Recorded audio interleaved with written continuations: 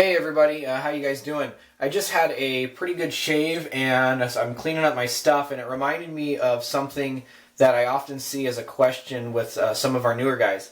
They're often wondering, what do I do? How do I safely dispose of my blades when I'm finished with them? So I have just finished shaving and I cleaned up my stuff, and there is a blade in here that I want to get rid of.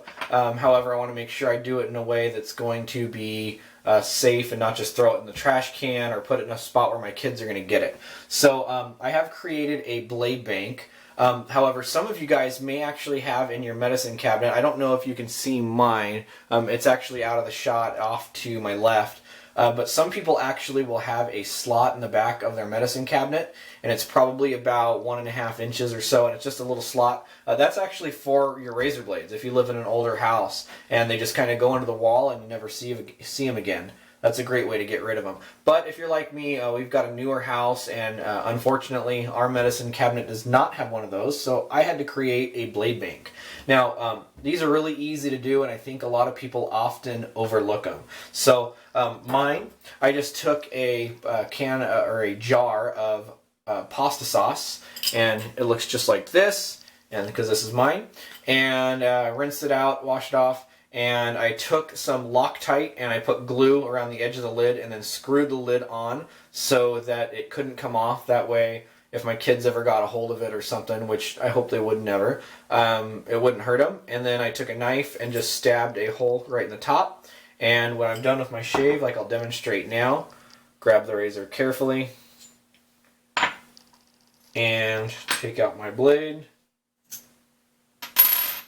So as you can see, this is my used feather blade, and simply drop it into the blade bank, and it's there with all the others. Now, I've used this particular one here for a long time, and it's probably going to last me several more years.